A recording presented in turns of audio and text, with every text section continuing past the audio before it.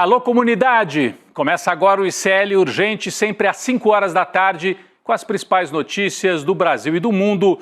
Sempre com a gente lá na redação do ICL, a Laura Couto, que vai trazer as atualizações. A gente tem muito assunto dos Estados Unidos ao Brasil. Boa tarde, Laura. Boa tarde, Rodrigo. Boa tarde para todo mundo que está nos assistindo nessa quinta-feira.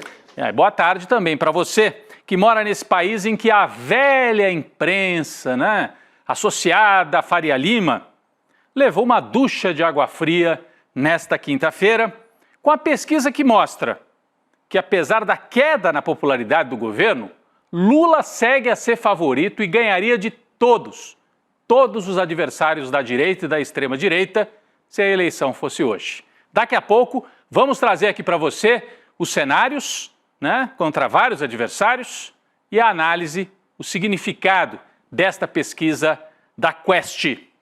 Agora vamos a outro assunto, a repercussão do tarifaço de Donald Trump.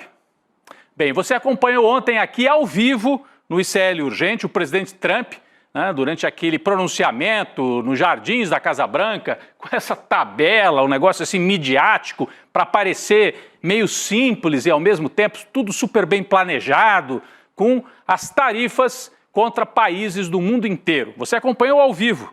O Brasil ficou com a tarifa de 10%, até que foi dos menos atingidos.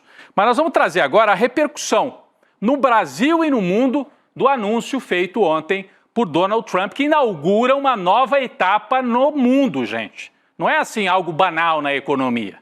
Inaugurou uma nova etapa de protecionismo no mundo. Acabou aquela fase do neoliberalismo e com essa tabelinha aqui, o Trump começou a fase do protecionismo. Vamos começar com a repercussão nos Estados Unidos mesmo. O dólar sentiu, hein? Sabe, sentiu, Galvão? O índice DXY, que mede o desempenho da moeda americana em relação às principais moedas do mundo, está em forte queda desde ontem. Agora à tarde, o índice caía quase 2%, atingindo a menor cotação desde setembro do ano passado. No Brasil, o dólar caiu 1,7% e agora há pouquinho estava cotado a R$ 5,60. Queda também nas principais bolsas de valores da Europa, mas principalmente do Japão e nos Estados Unidos. Então, quedas fortes.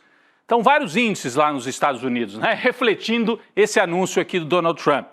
Dow Jones caiu ontem 3,49%, S&P caiu 3,85%, Nasdaq caiu 4,76%. Cada índice reflete um tipo de empresa, é um recorte diferente. Hoje, um novo tombo nas bolsas de valores dos Estados Unidos. Nasdaq está caindo quase 6% agora, gente. Agora.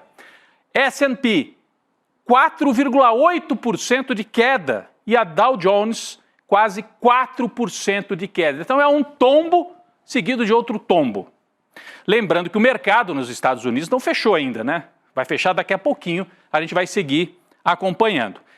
Esses tombos lá na Bolsa são consequência da expectativa de que as tarifas anunciadas pelo Trump provoquem uma recessão econômica nos Estados Unidos. Além disso, as tarifas maiores podem encarecer os produtos que chegam para o consumidor norte-americano. Então você pode ter recessão e inflação ao mesmo tempo. Esse é o cenário e por isso que a Bolsa despenca. Ou seja, o Trump vai enfrentar turbulência pesada ao longo dos próximos meses. Esse é o cenário que a gente vê depois do anúncio de Donald Trump. E o Brasil, hein? O Brasil está entre os menos atingidos pelo mega anúncio de Donald Trump. Não é isso? Laura Couto, traga pra gente então as informações relativas ao Brasil, já que eu fiz um resumo aqui do tombo, do susto vivido pelo mercado nos Estados Unidos depois dos anúncios. Mas e aqui no Brasil, Laura? Rodrigo, o Ibovespa, que é o principal índice de ação da Bolsa Brasileira, está indo na contramão do mercado internacional, como você falou, e opera estável. A avaliação dos analistas é que as taxas anunciadas do Brasil, pelo Donald Trump, de 10%, foram menores do tarifaço. A China, por exemplo, recebeu uma taxa de 34%, a Europa de 20%. Além disso, esses analistas avaliam que as tarifas podem abrir portas para os exportadores brasileiros, que podem ganhar espaço aí com novos parceiros comerciais. O próprio ministro da Agricultura, Carlos Fávaro, por exemplo, ele disse que as tarifas adicionais aplicadas pelos Estados Unidos podem ser uma oportunidade para o agronegócio do Brasil, que é muito competitivo. Rodrigo. Muito bem, então, fazendo o balanço, a Bolsa no Brasil, estável.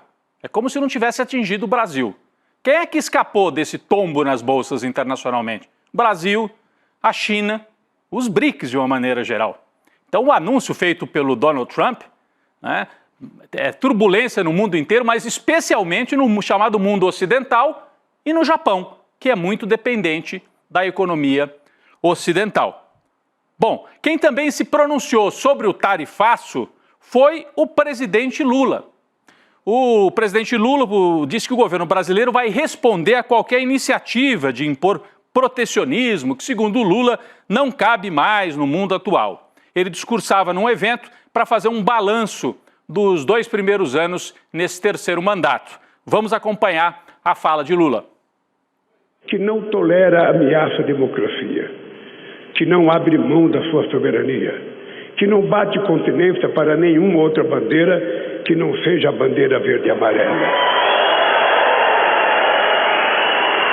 que fala de igual para igual e respeita todos os países, dos mais pobres aos mais ricos, mas que exige reciprocidade no tratamento. Defendemos o multilateralismo e o livre comércio e responderemos a qualquer tentativa de impor um protecionismo que não cabe mais hoje no mundo. Diante da decisão dos Estados Unidos de impor uma sobretaxa aos produtos brasileiros, tomaremos todas as medidas cabíveis para defender as nossas empresas e os nossos trabalhadores brasileiros. Tendo como referência a Lei da Reciprocidade Econômica, aprovada ontem pelo Congresso Nacional, e a diretiva da Organização Mundial do Comércio. Muito importante. Vocês viram aí que o Lula cita aquela lei que foi aprovada pelo Senado e a Câmara, portanto já está valendo, a chamada Lei de Reciprocidade, que dá ao governo brasileiro as ferramentas para, se necessário, retaliar. O Brasil não está usando esse termo, vamos retaliar o Trump. O Brasil está sendo mais moderado, até porque foi atingido de maneira também moderada pelo tarifaço.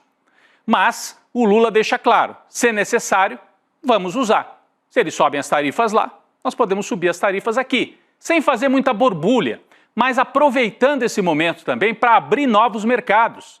Quando os Estados Unidos adotam essas tarifas e geram turbulência com o mundo inteiro, outros países, talvez, digam assim, para que nós vamos comercializar com os Estados Unidos se podemos fazer comércio com outros? E o Brasil pode ocupar alguns espaços.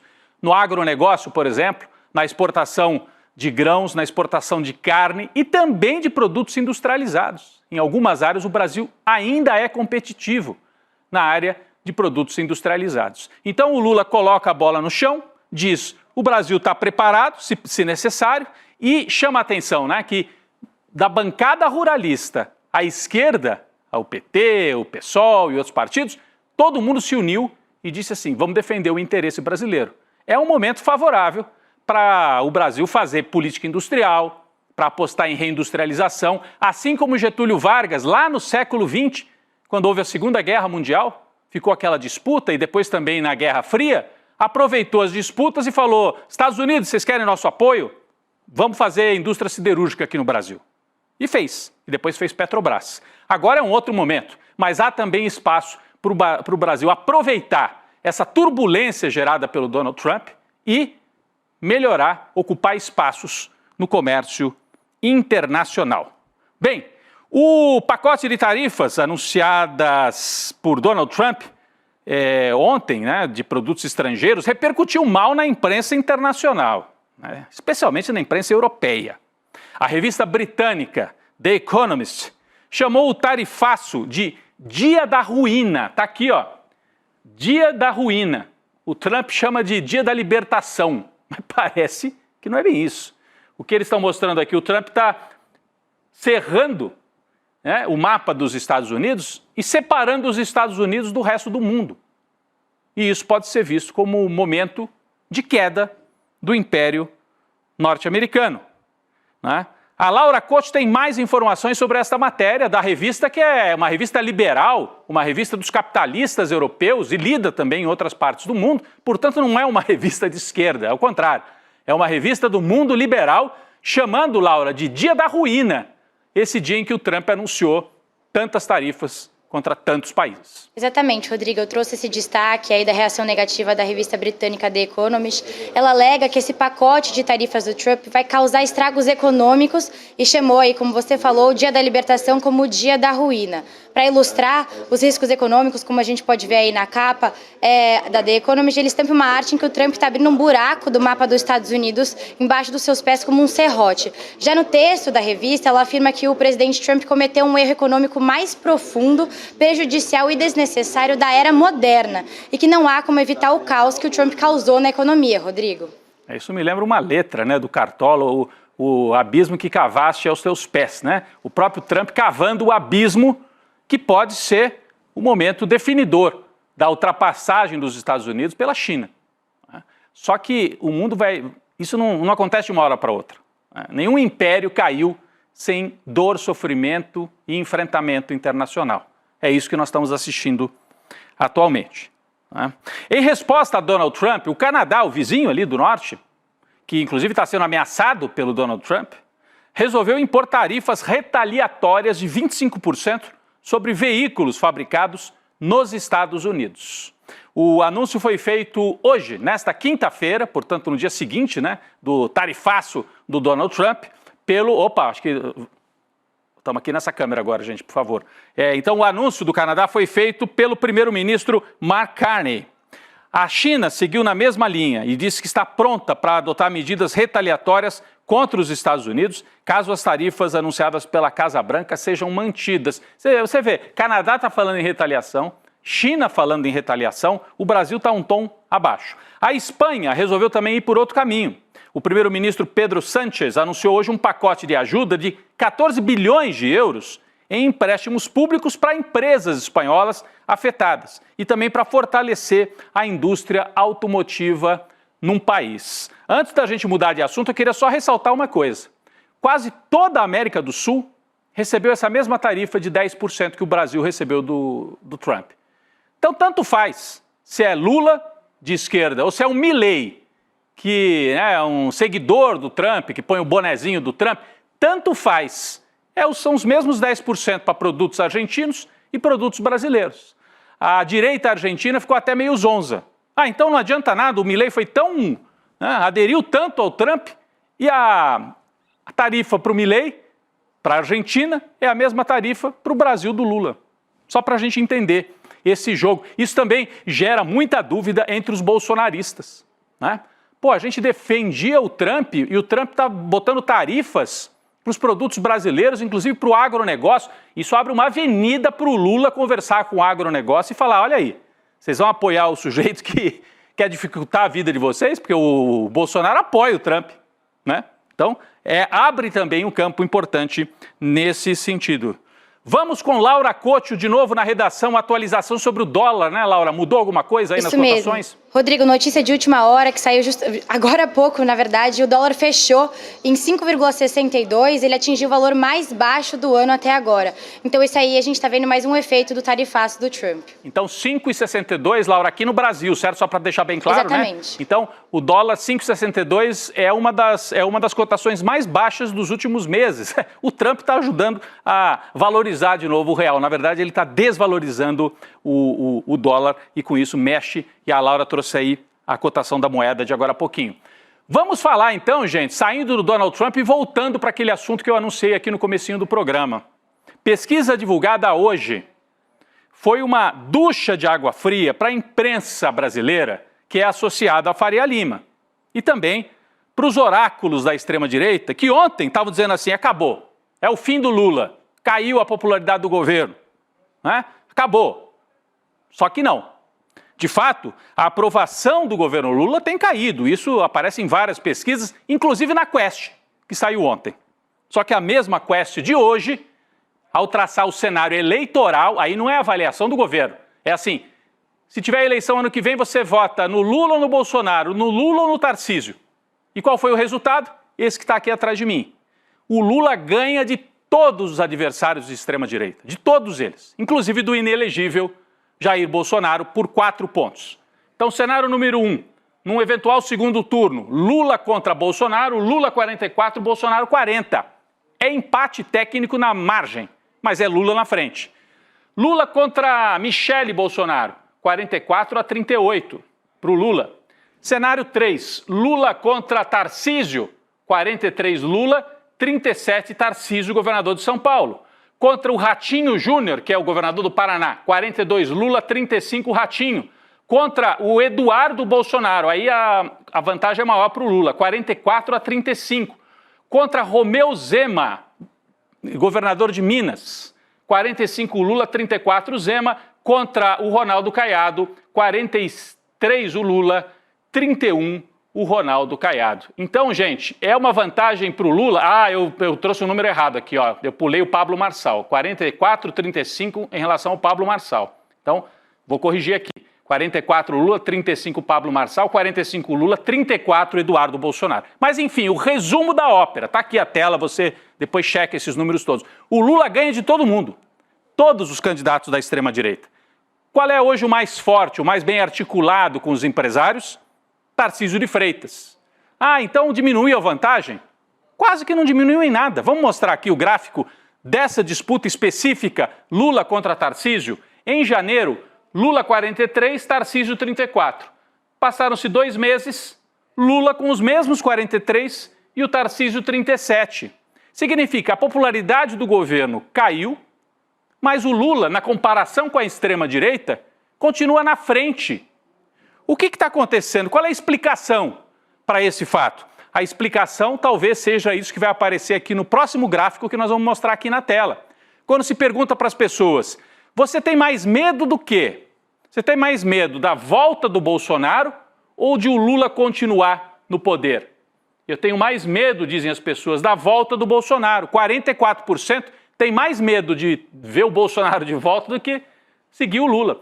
E o Lula, 41% tem medo, mas o Bolsonaro amedronta mais. Então, na guerra de rejeições, o Bolsonaro é mais rejeitado do que o Lula.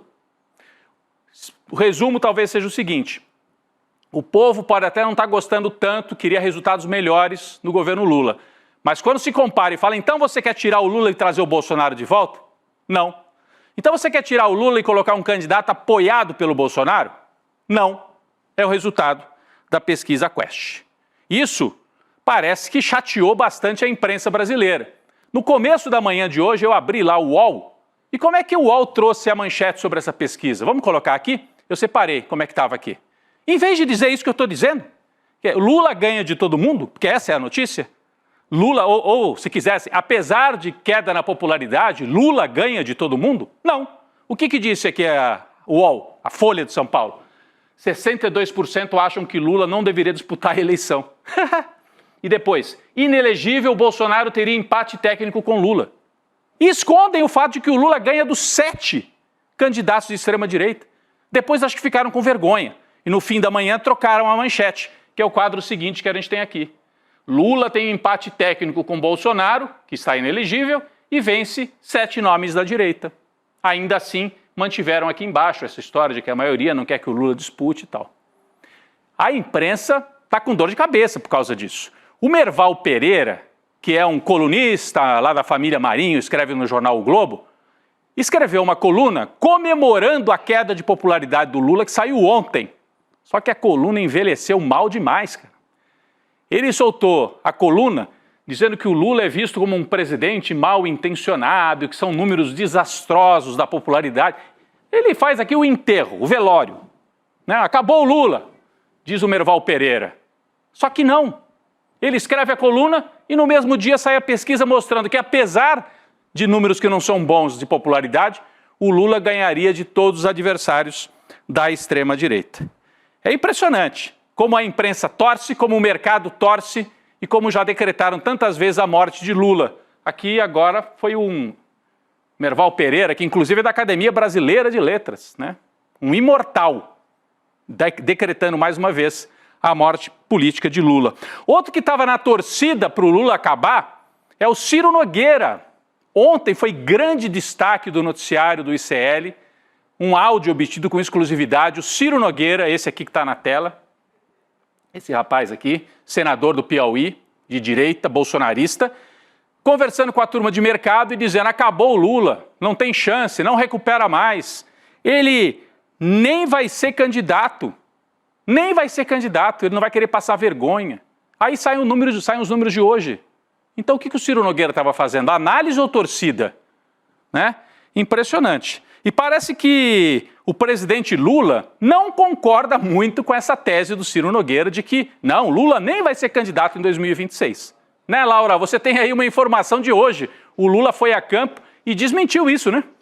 Pois é, o presidente Lula declarou para senadores da base aliada que ele pretende sim disputar a reeleição de 2026. Os relatos foram obtidos pelo blog da Daniela Lima, do G1.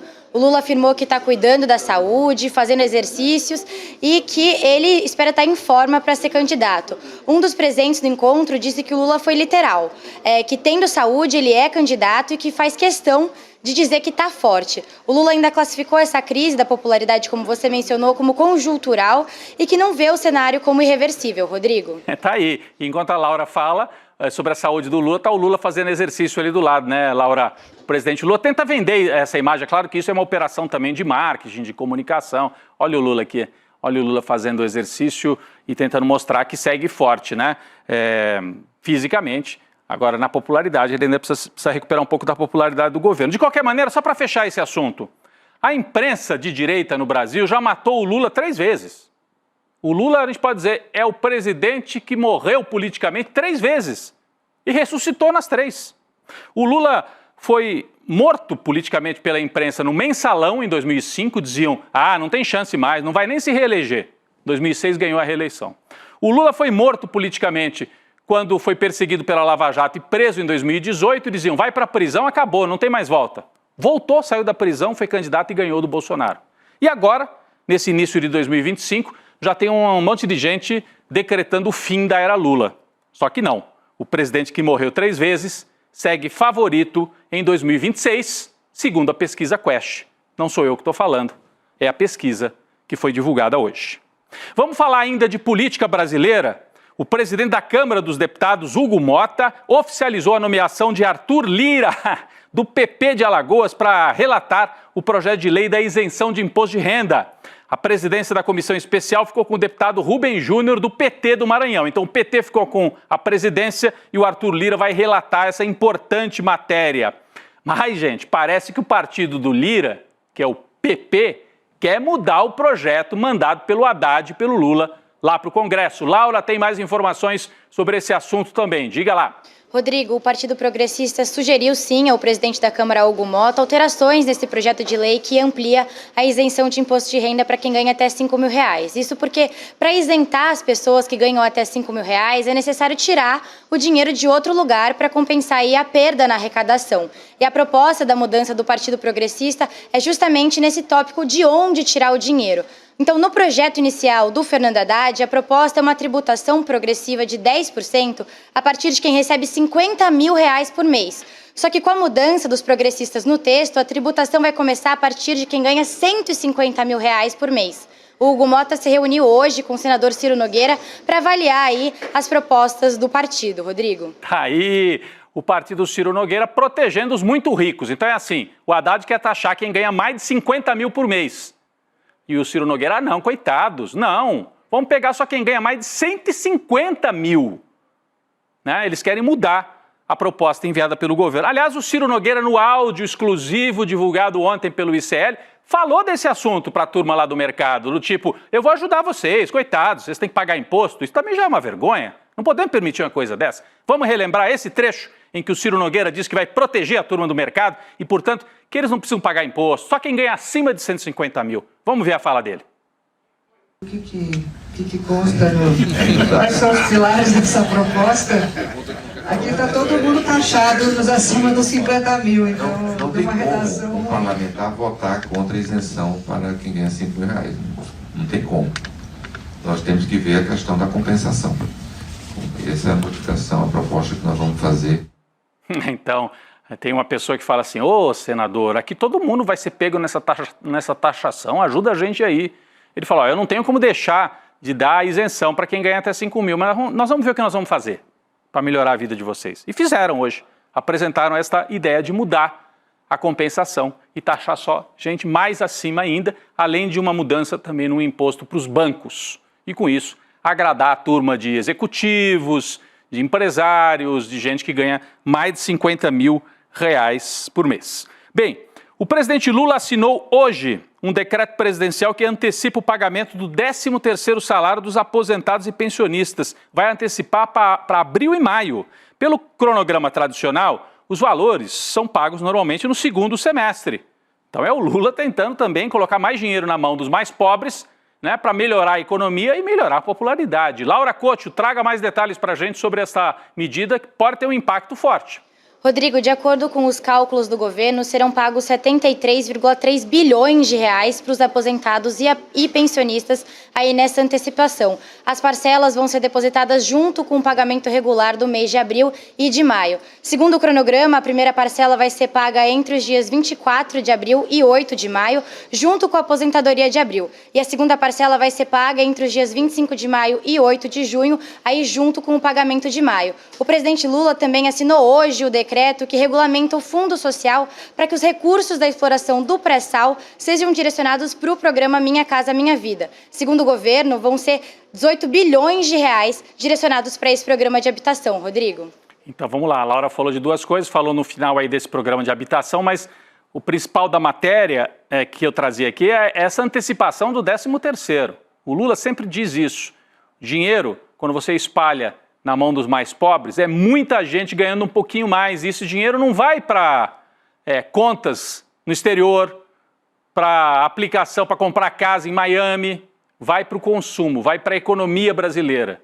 Né? Enquanto o Ciro Nogueira, a direita, o Tarcísio, querem ficar bem com os muito ricos lá da Faria Lima, o Lula está tentando, né, voltar a dialogar com a sua base tradicional. O povo que ganha até 2 salários mínimos, aposentados, pensionistas, está de olho na recuperação, né? Voltar a dialogar com essa base popular. Vamos falar ainda da justiça, né? Atrás de bolsonaristas e da extrema-direita. Né? Teve uma decisão importante envolvendo o Roberto Jefferson, vocês lembram dele? Recebeu a polícia armado, ameaçou jogar granada, atirar nos policiais. Pois bem, o Tribunal Regional Federal da 2ª Região converteu por unanimidade a prisão preventiva do Jefferson para prisão domiciliar. O ex-deputado foi preso por atacar policiais federais com tiros e granadas, como eu vinha dizendo, em 2022. Vocês lembram? Isso foi na véspera da eleição. Foi a Zambelli de um lado, armada no meio da rua, e o Jefferson, a loucura bolsonarista de 22. Por isso que quando pergunta para o povo, você quer a volta do Bolsonaro? A maioria lembra que era essa loucura e não quer de volta esses malucos. Vamos lá, Laura, qual é o detalhe dessa decisão envolvendo o Roberto Jefferson? Rodrigo, os desembargadores, eles concederam esse habeas corpus para o Roberto Jefferson cumprir a prisão domiciliar humanitária. A justificativa foi seu estado de saúde. Isso porque o Roberto Jefferson está internado num hospital particular no Rio de Janeiro desde julho de 2023. Então, as medidas cautelares aplicadas pelos magistrados livraram o Roberto Jefferson de usar a tornozeleira eletrônica, mas ele continua proibido de acessar as redes sociais e ele também não pode sair do Rio de Janeiro desde que ele tenha uma justificativa médica. Rodrigo. Muito bem, Laura.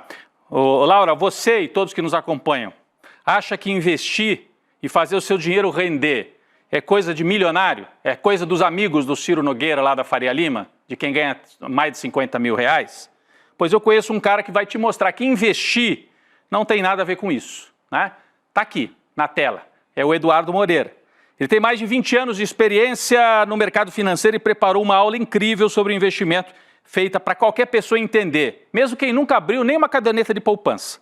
O Edu, né, que é o nosso comandante em chefe aqui do ICL e que antes até do ICL, já dava essas dicas lá no Investidor Mestre, vai fazer uma aula aberta, online, gratuita do Investidor Mestre. Um programa de educação financeira e de investimentos pensado para você fugir das armadilhas dos bancos. Vai ser no dia 15 de abril, uma terça-feira, às 8 horas da noite. Não perca tempo, entre com esse link que está aqui na tela, ó, iclurgente.com.br, você se inscreve, bota o e-mail e a turma te lembra no dia da aula, porque daqui até o dia 15 tem tanta coisa, né? Mas você vai ser avisado. Se inscrevendo agora, você vai ser avisado no dia 15 e pega as dicas com Edu Moreira.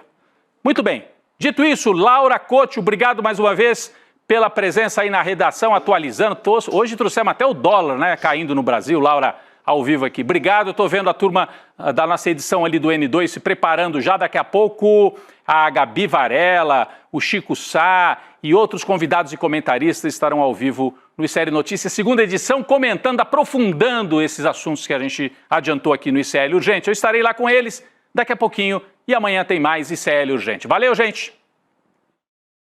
Tem corretora famosa e grande aí sendo processada porque está vendendo coisa que está prejudicando demais os clientes. Tem gente perdendo dinheiro que juntou a vida inteira investindo em coisas assim perigosíssimas que foram oferecidas por essas corretoras. E as corretoras não estão nem deixando a gente falar sobre isso. Estão processando um monte de influenciadores aí que estão alertando as pessoas. Gente, só tem uma maneira de se proteger disso. Entendendo como funciona esse mundo das finanças e dos investimentos. A notícia boa é que é muito mais simples do que vocês imaginam. E se ensinado da maneira correta, é até divertido. Eu preparei uma aula para o dia 15 de abril, uma terça-feira, às 8 horas da noite, que eu queria que todos vocês participassem. Uma aula rápida, muito gostosa de fazer e que vai transformar para sempre essa caminhada financeira de vocês. Dia 15 a gente está junto lá.